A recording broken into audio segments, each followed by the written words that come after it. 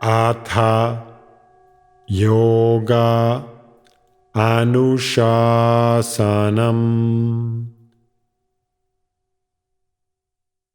Namaste. Welcome to Unravel the Thread, a podcast for people who want to apply the Yoga Sutras to yoga practice and to life today. Available online at simple-yoga.org, where you can also find dozens of videos for practice, hundreds of articles, videos for chanting, and guided meditations to enrich your practice. I am Ruben Vázquez, your companion on this journey of exploration. I am grateful for your comments and questions. It really makes my day to know that Unravel the Thread is making a difference in your practice and in your life. This podcast presents excerpts from the book Unravel the Thread, the complete guide for living the Yoga Sutras today. It also offers practices inspired by the Yoga Sutras of Patanjali. If you love the podcast and want to support my work as an independent content creator, on the simple-yoga.org website you can easily donate to keep the podcast going. Today we will explore one goal. In the last few episodes, we have been diving deeper into three simple ideas: that each one of us has a fundamental need to express our uniqueness, that each one of us has a fundamental need to cultivate meaningful relationships with others, and that it is possible to choose one goal for our lives. Remember, fulfilling a basic need takes care of the necessities required to stay alive. A fundamental need relates to something deeper that contributes to our mental and emotional well-being. These two fundamental needs provide us with a sense of grounding in our own true nature, uniqueness, as well as a sense of belonging, connection. Why one goal?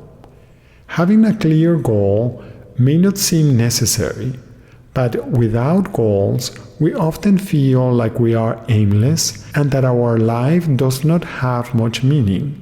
Moreover, it may feel like it is hard to find reasons to do anything or even to stay alive.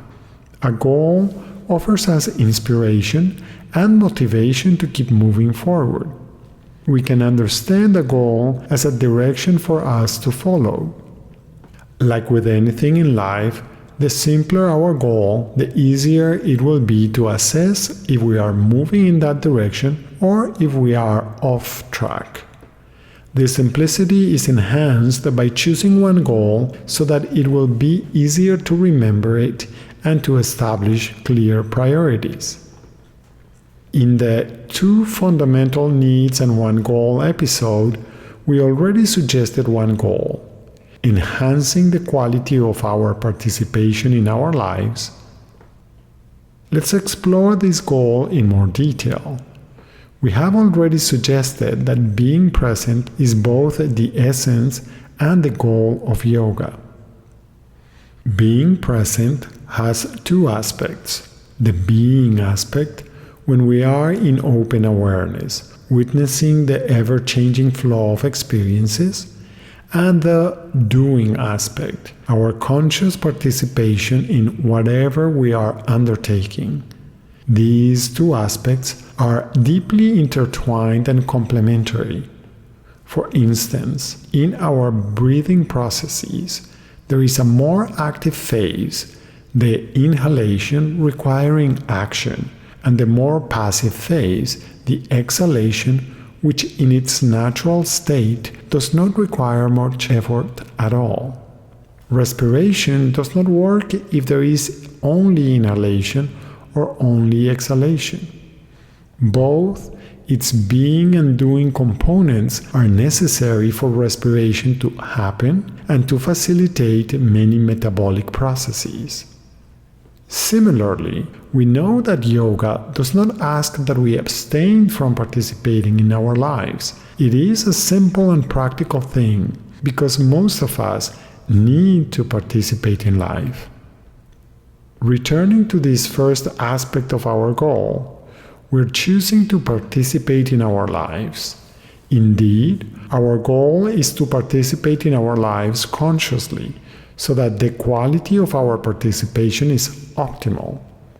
In other words, we are using our awareness for enhancing the quality of our participation in whatever we do. As we cultivate our awareness, we recognize that awareness expresses both attention and openness. As a result, we avoid being deluded by our beliefs and preferences, and thus we can fulfill our first fundamental need, participating by expressing our uniqueness.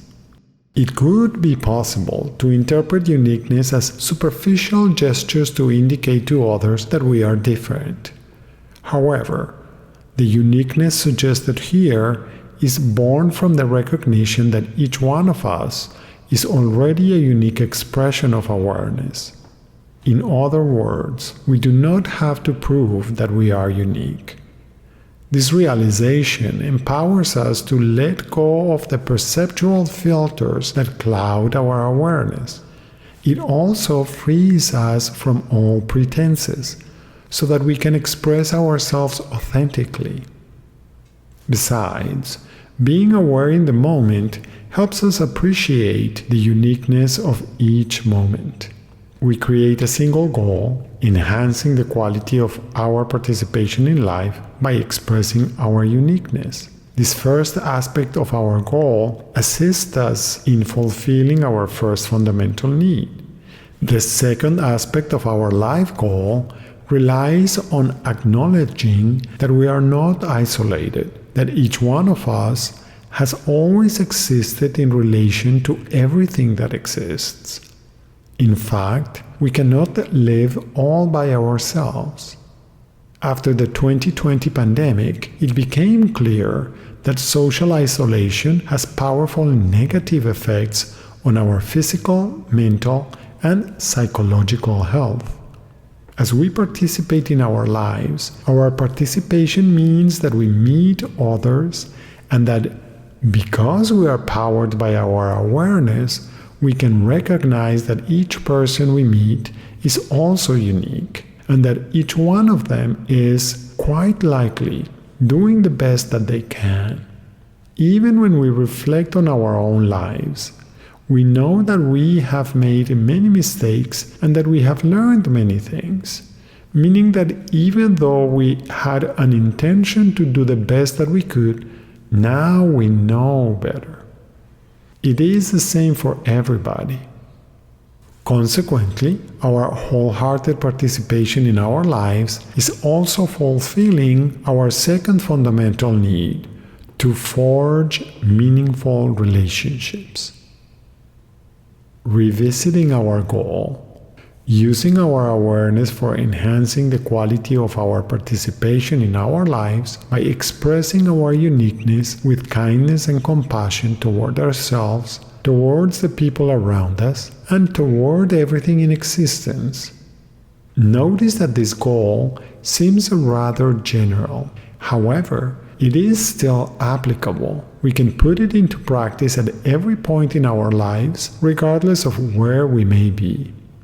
Whatever we are doing, we can ask ourselves, how is this thought, intention, action, or interaction enhancing the quality of my participation in this moment? Notice that caring for the quality of your participation already hints at the need to be open-minded, free of pretense and preemptive judgments. It also invites you to be open-hearted, so that you can look at yourself with kindness and compassion. And can you extend your kindness and compassion to others in recognition that they are also trying to be the best version of themselves that they can be?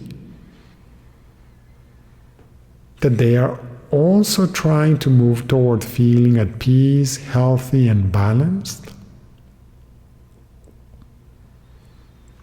That they are also trying to avoid pain and suffering in their own lives? Then, Can we explore what happens when we enhance the quality of our participation in our lives? How do our actions contribute to enhancing the quality of life wherever we are? Thank you very much for listening. I hope that your exploration this week is enjoyable and that you will join me for the next episode to continue learning more simple and effective techniques. Remember, if you have questions when trying to apply these ideas, do not hesitate to contact me through my website simple-yoga.org. If Unravel the Thread is part of your day and you feel generous, I would appreciate it if you could support my work with that donation at simple-yoga.org. Thank you, and thank you also for your support by subscribing, liking, and sharing. Remember that you can have your own copy of Unravel the Thread. Until next time, Namaste.